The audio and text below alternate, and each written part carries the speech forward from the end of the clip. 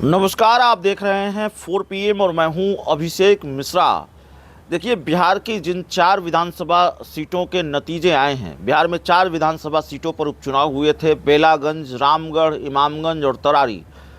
उसके परिणाम ने चौंकाया है। बिहार में जिन 4 विधानसभा सीटों के नतीजे आए हैं, उसका जो परिणाम है वो जाहिर तौर पर चौंकाने वाला है। प्रशांत किशोर और तेजस्वी यादव के लिए झटके वाला परिणाम है। प्रशांत किशोर और तेजस्वी यादव को इस उपचुनाव के नतीजे ने झटका दिया है। प्रशांत किशोर जो पहली बार चुनाव लड़े, बातें बड़ी बड़ी की प्रशांत किशोर ने। अपनी पार्टी की जिस दिन स्थापना उन्होंने की 2 अक्टूबर को, उस दिन ये कहा कि हम 2025 तक का इंतज़ार नहीं करेंगे, 2025 के बिहार विधानसभा चुनाव का इंतज़ार नहीं करेंगे, हम 2024 में ही सबको सल्टा देंगे। वो बिहार की स्थापित पार्टियों को सल्टाने की बात कर रहे थे। सवाल ये था कि प्रशांत किशोर की तर्कस में ऐसा कौन सा तीर है जिसकी वजह से प्रशांत किशोर ये दावा कर रहे हैं। आखिरकार उनके कॉन्फिडेंस या ओवर कॉन्फिडेंस का राज क्या है, और ये वाकई कॉन्फिडेंस है कि ओवर कॉन्फिडेंस है जो अपनी नई पार्टी बनाकर वो बिहार की सभी स्थापित पार्टियों को सल्टा देने का दावा कर रहे हैं।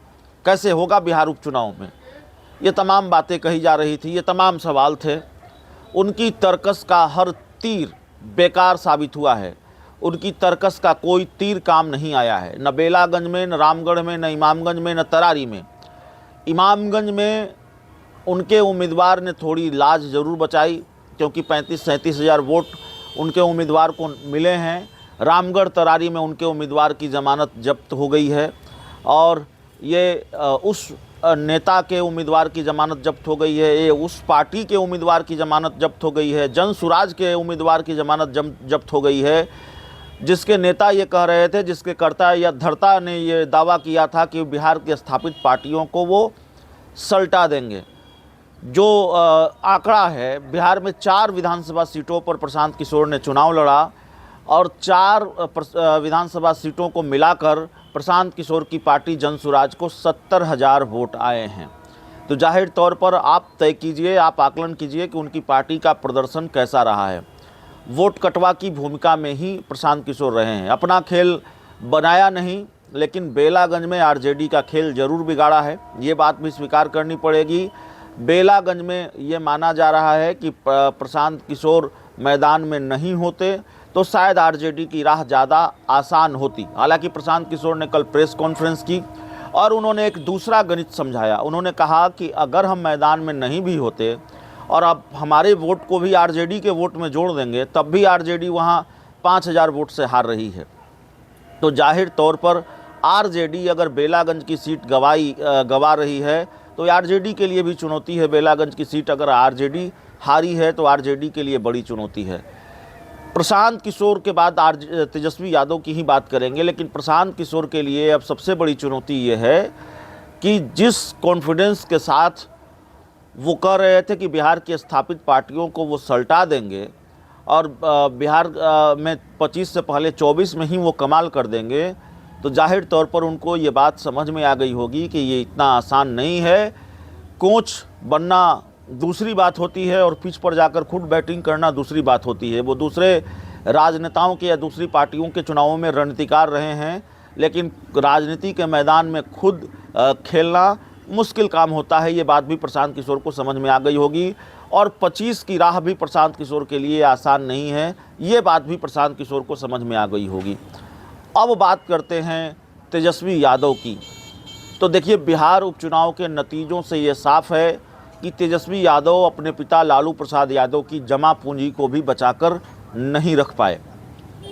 MY जो आधार वोट बैंक था लालू यादव का, उसमें सेंध लगी है। लालू यादव के आधार वोट बैंक में सेंध लगी है। मुस्लिम वोटरों ने जेडीयू का भी साथ दिया और प्रशांत किशोर का भी साथ दिया। मुस्लिम वोटर एकजुट नहीं रह सका, और तब भी नहीं रह सका जब खुद लालू यादव बेलागंज में प्रचार करने गए, तब भी नहीं रह सका जब ओसामा साहब, हिना साहब को आरजेडी में शामिल कराया गया बिहार उपचुनाव के बीच।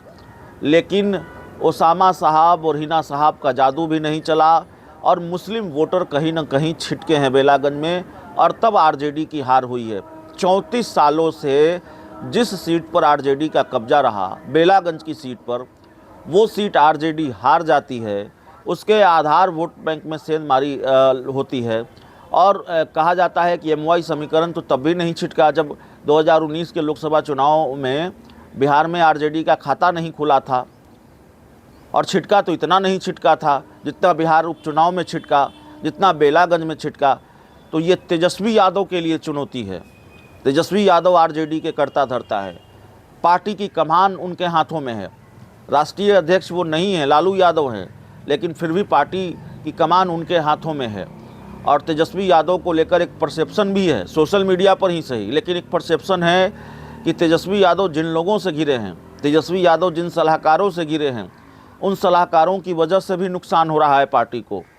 तो ये सोचना होगा 2025 के विधानसभा चुनाव से पहले तेजस्वी यादव को, क्योंकि बेलागंज के परिणाम ने अलर्ट किया है, अलार्म बजाया है, खतरे की घंटी बजी है कि अब नहीं सुधरे तो नुकसान ज़्यादा हो जाएगा। तेजस्वी यादव पर आरोप ये कि वो बहुत गंभीर किस्म की राजनीति नहीं करते। विधानसभा का सत्र चल रहा होता है तो वो उसमें शामिल नहीं होते। बड़े नेताओं के लिए तेजस्वी यादव सुलभ नहीं है, अपनी ही पार्टी के नेताओं के लिए तेजस्वी यादव सुलभ नहीं है। तो आरजेडी के अंदर जो चीज़ें चल रही हैं, जाहिर तौर पर विधानसभा चुनाव से पहले उसको ठीक करना होगा। और फिर हम ये कहेंगे कि तेजस्वी यादव अपने पिता लालू यादव की जमा पूंजी नहीं बचा पाए, एमवाई समीकरण को इंटैक्ट नहीं रख पाए, वो तिलिस्म टूटा है बेलागंज में, और इस तिलिस्म को आगे टूटने से बचाना होगा तेजस्वी यादव को। 2025 इसलिए भी तेजस्वी यादव की चुनौती है। उनकी लड़ाई बीजेपी से है, जेडीयू से है। भारतीय जनता पार्टी 2 विधायक बीजेपी के जीते हैं और उसके साथ ही बीजेपी बिहार में सबसे बड़ी पार्टी हो गई है। तो सबसे बड़ी पार्टी होने का तमगा भी तेजस्वी यादव से छिन गया है, आरजेडी से छिन गया है। अब आरजेडी दूसरे नंबर की पार्टी बिहार में हो गई है। तो एक साथ कई नुकसान हुए हैं और संभावित रूप से कई नुकसान का खतरा भी आरजेडी को है। बेलागंज की हार ने, रामगढ़ में उनके उम्मीदवार, आरजेडी के उम्मीदवार तीसरे नंबर पर चले गए, तो बड़ा नुकसान हुआ है और ज़्यादा नुकसान हुआ है।